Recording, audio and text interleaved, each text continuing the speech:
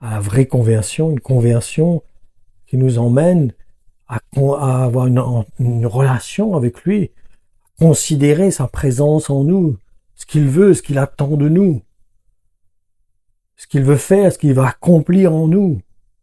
C'est à lui de décorer notre maison. C'est pas à moi de décorer ma maison. C'est à lui de décorer ma maison. Parce que il est mon Seigneur, il est mon maître. Ma vie lui appartient. C'est lui qui a la direction de ma vie. C'est vrai que je suis pas parfaitement obéissant, mais il y a ce désir, il y a cette soif. Et s'il y a cette soif, s'il y a cette motivation en moi, il changera mon cœur. Il amènera mon cœur à fondre et à me laisser façonner à son image, comme une poterie entre les mains du potier.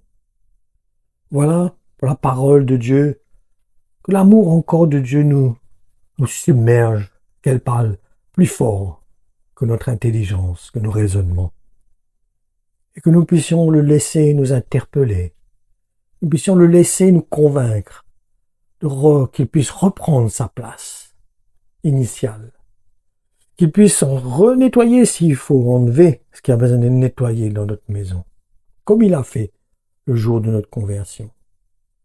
Et pour cela, nous avons besoin d'être sincères, car souvent, vous savez, quand la parole nous interpelle, nous avons trop tendance à nous justifier, à voir que c'est l'autre ou à trouver des raisons, des excuses à notre façon de faire, alors que nous avons négligé Christ en nous. Nous avons négligé sa présence dans notre cœur. On peut considérer à la juste valeur ce qu'il est, la place qu'il doit avoir en nous, et de l'écouter. Parce que des gens disent aussi, des chrétiens disent qu'ils aiment Jésus, mais en réalité, ils font ce qu'ils veulent, ils conduisent leur vie à leur manière. C'est pas Jésus qui tient le volant de leur vie, mais ils tiennent le contrôle de leur vie. C'est lui qui gère toutes choses. C'est Christ qui doit gérer ma vie. C'est lui la tête du corps. C'est lui qui nous dirige. C'est lui qui nous inspire. C'est lui qui nous montre qu'est-ce que nous devons faire, comment nous devons vivre, comment plaire à Dieu. Souvent, il y aura des surprises.